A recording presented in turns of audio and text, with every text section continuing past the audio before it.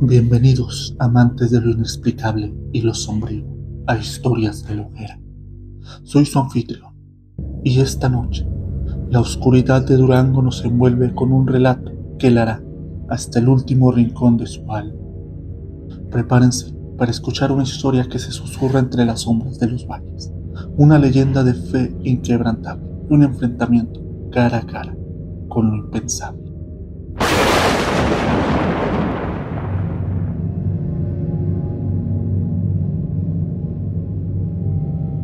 En los confines de San Gregorio, un pequeño pueblo en los valles de Durango, el aire se cargó de un presagio. No era la tristeza del invierno, sino un terror primordial que se arrastraba con cada ráfaga de viento gélido. El cielo se tiñó de un plomizo amenazante, y la noche se abrió como una boca oscura, devorando la luz y dejando a las almas en una ceguera palpable. Los perros aullaban, las mujeres se persinaban y los niños se acurrucaban. El diablo andaba suelto, decía, su sombra deslizándose entre los callejones, sus ojos rojos espiando desde la rendija de las viejas casonas. En medio de este pánico estaba mi abuelo, Mateo, un hombre forjado por la tierra, con manos nudosas y una voluntad indomable. Son puras habladurías de viejas, mascullaba, aferrándose a su pragmatismo, pero incluso él sentía la opresión en el pecho, un peso invisible que no podía atribuir solo al cansancio. Fue al atardecer del quinto día de aquella penumbra incesante. El crepúsculo agonizaba en un gris cenizo, cuando Mateo notó una ausencia devastadora. Lucero, el becerro más joven y prometedor, había desaparecido. Para mi abuelo, Lucero era más que un animal, era una promesa, el futuro de su pequeña familia. Sin dudarlo, a pesar de la inminente oscuridad, Mateo se ajustó su machete y enfiló hacia el cerro. El lugar que conocía como la palma de su mano se había transformado en un laberinto de sombras danzarinas y arbustos retorcidos que parecían brazos esqueléticos. El aire se hizo más frío, un frío que calaba hasta los huesos. Cargado con un dulzor nauseabundo, casi azufroso, la negrura se cernió con una velocidad antinatural, devorando la poca luz que quedaba. El latido de su propio corazón resonaba en sus oídos, un tambor solitario en medio de un silencio abrumador. Y entonces lo vio. Allí, bajo las ramas retorcidas de un mezquite centenario, estaba Lucero, inmóvil, como hipnotizado. Junto a él, de pie, había una figura que no pertenecía a este mundo. Era un hombre, pero no un hombre común.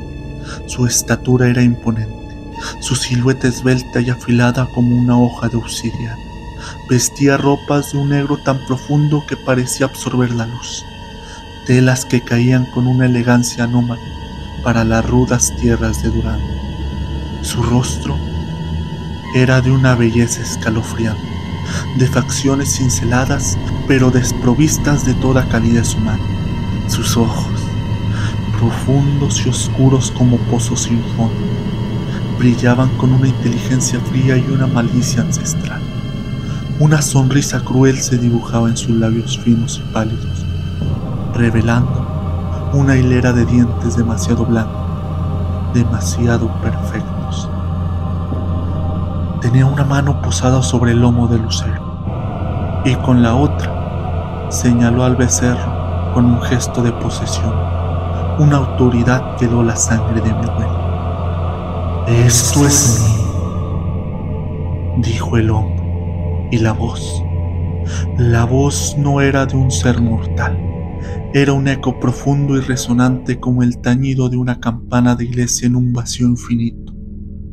Una voz que taladraba los oídos y anidaba en la palma, prometiendo desdicha.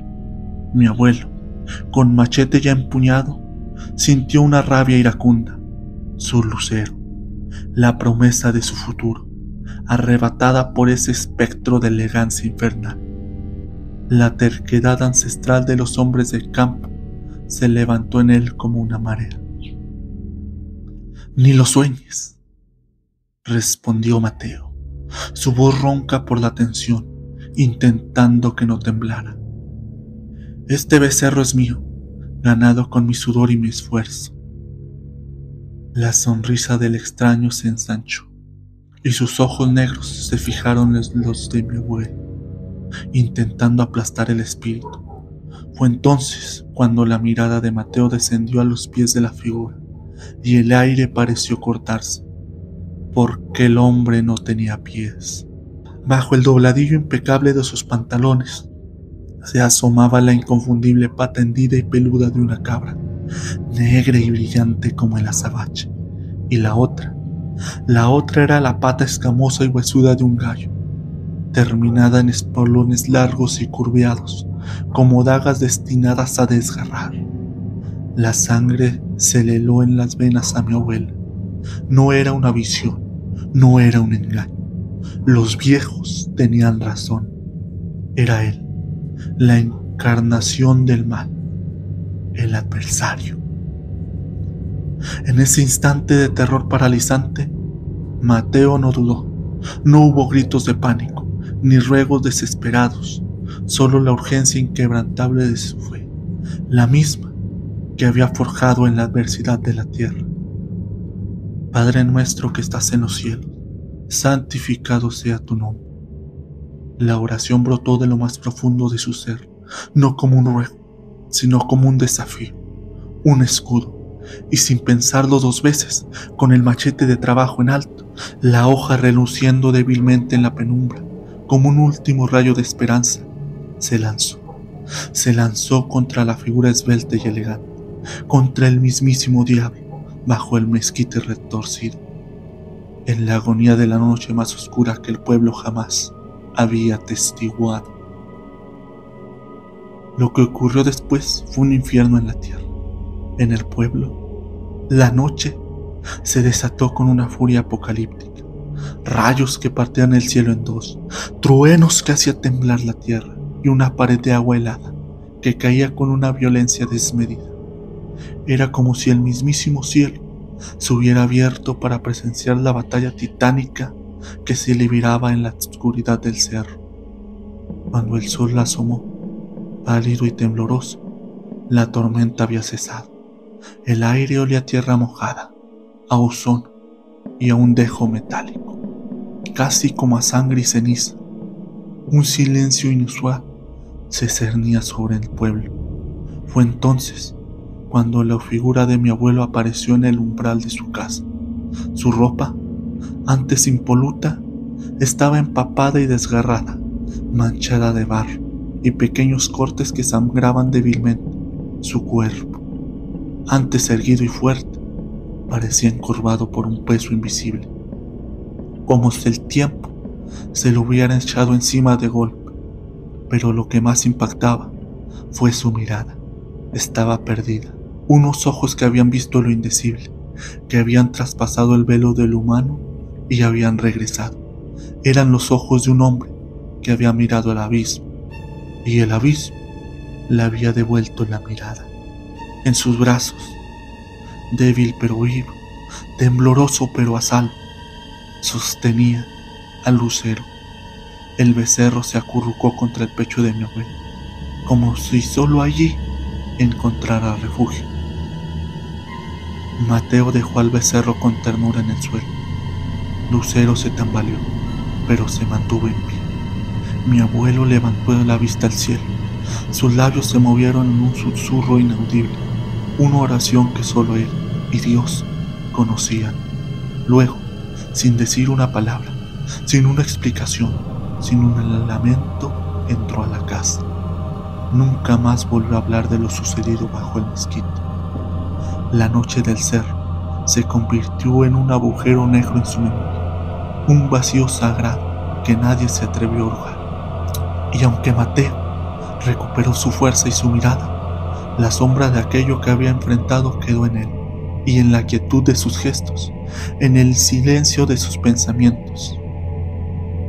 Pero mi abuela sí, aquella mujer de piel arrugada y ojos que habían visto pasar tantas vidas, nos contaba la historia año tras año, en las noches de tormenta, con la luz parpadeante de las velas proyectadas sobre fantasmales y el uluar del viento como coro. Nos hablaba con la voz baja, casi un susurro, pero cada palabra resonaba con la fuerza de una verdad innegable. La historia de la noche que su esposo, mi abuelo, luchó contra el mismísimo diablo y regresó. Una advertencia, una verdad y un recordatorio de que a veces, el mal no necesita de grandes gestos para revelarse, solo una noche oscura y un becerro perdido para arrastrarte al filo del abismo. Escalofriante, ¿verdad? Hay verdades que habitan en las sombras esperando a ser contadas. Si esta historia les ha erizado la piel tanto como a mí, no olviden dejar su pulgar arriba, compartir este video con quienes se atrevan a escucharlo y por supuesto suscribirse a Historias de la Hoguera para no perderse ninguna de nuestras incursiones en el terror. Activen la campanita para ser los primeros en enterarse cuando la próxima historia de la hoguera sea encendida. Hasta la próxima y recuerden, la oscuridad siempre tiene algo que contar.